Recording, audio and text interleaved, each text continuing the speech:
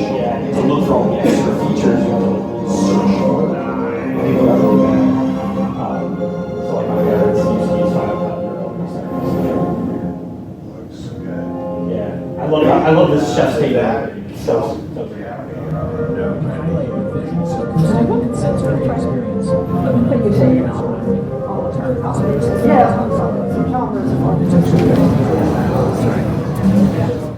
Gothenburg.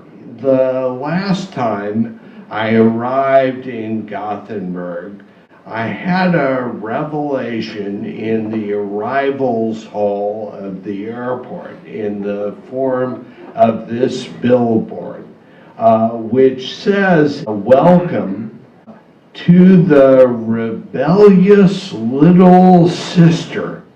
What Sweden and Gothenburg bring to the table for us is leadership, quiet leadership in a number of areas that matter intensely to the rising generation of design professionals.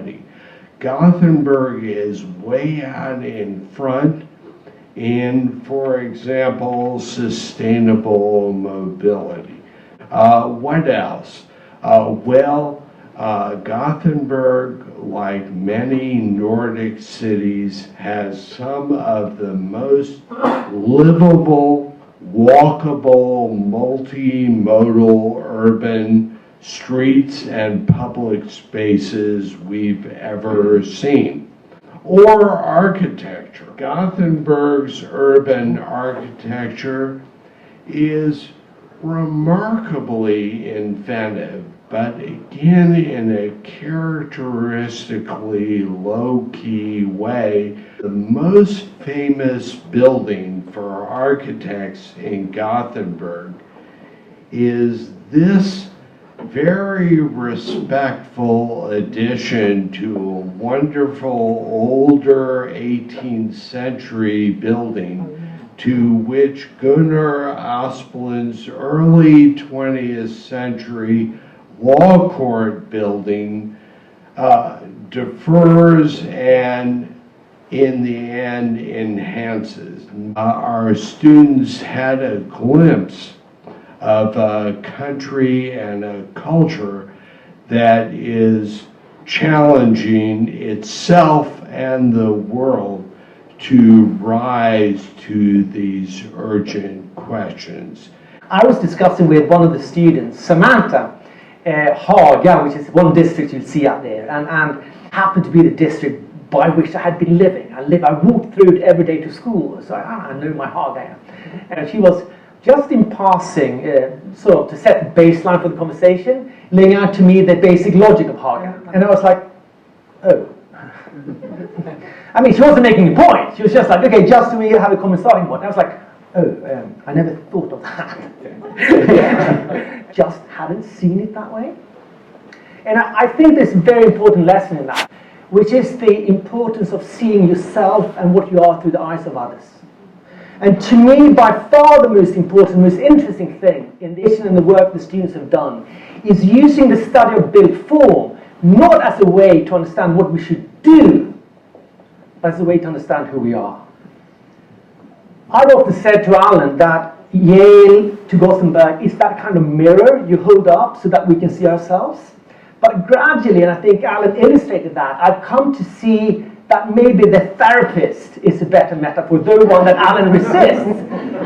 But what I mean by that is that what a competent reading of the urban form does, and Alan laid out a little bit, and the student do with great competence out there, is carefully and methodically identifying the different layers that are landing on top of each other historically and make up what we are, with all the contradictions and all the tensions. And the basic belief behind that is, of course, that if you can become conscious of those contradictions, of the fact that you're multifaceted, complex, and steer in different directions, if you understand that, you may be able to handle that diversity in a more mature and a more stable way. There's something here which makes this conversation even more relevant today, and maybe I dare say in a place like DC.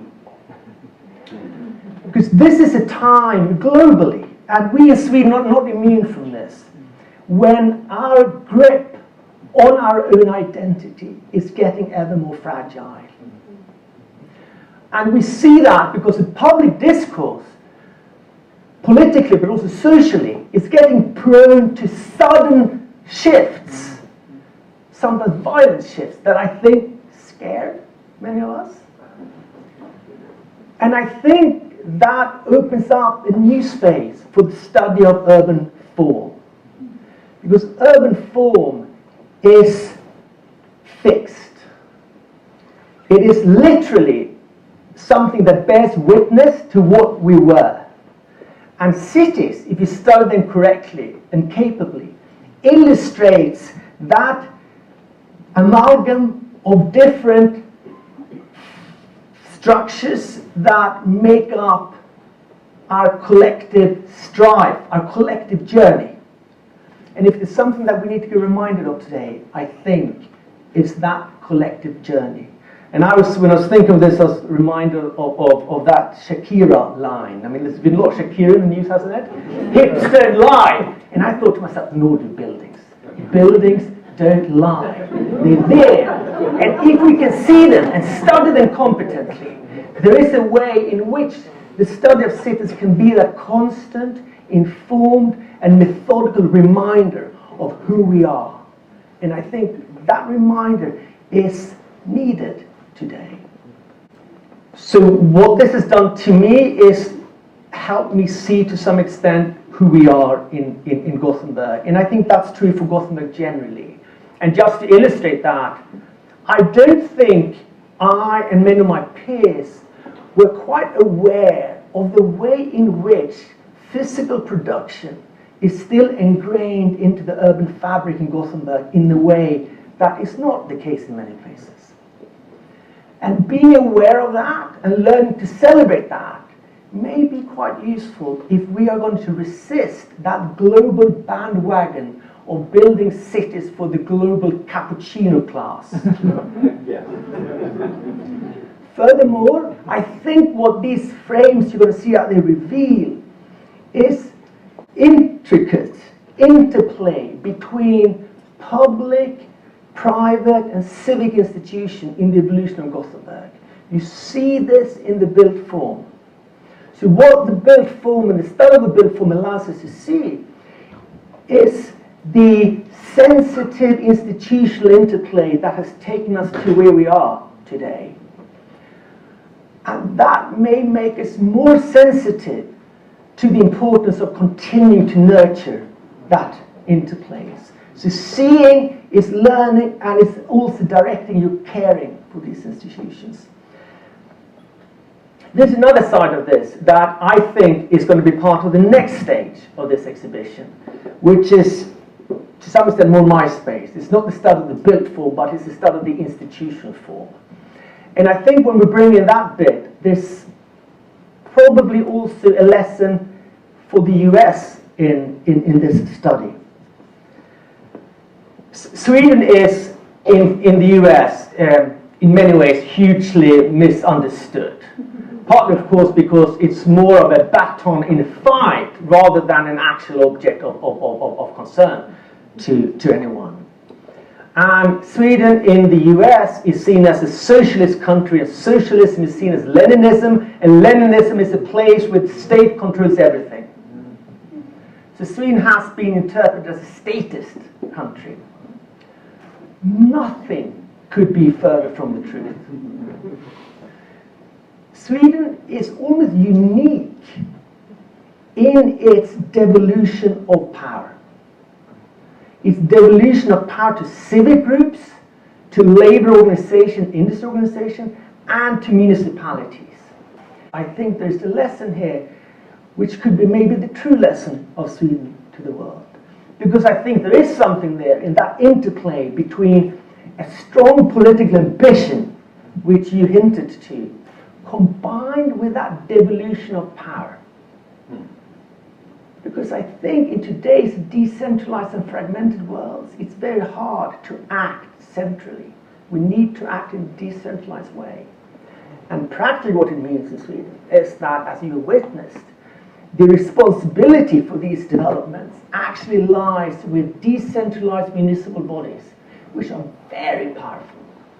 Which means that actually we are having this discussion in the institutional landscape where there is actually potential agency to do very radical things. Things that I think would be impossible to do in the US. So my humble offer then is, as a thank you for having helped me see myself, I would like to volunteer that maybe Sweden and Gothenburg in particular could become a platform where we can collectively test some of the more ambitious projects that are impossible to test in the US. So if you help me see who I am, maybe we can help us all see what we could become. And that could be the true lesson of learning from Sweden.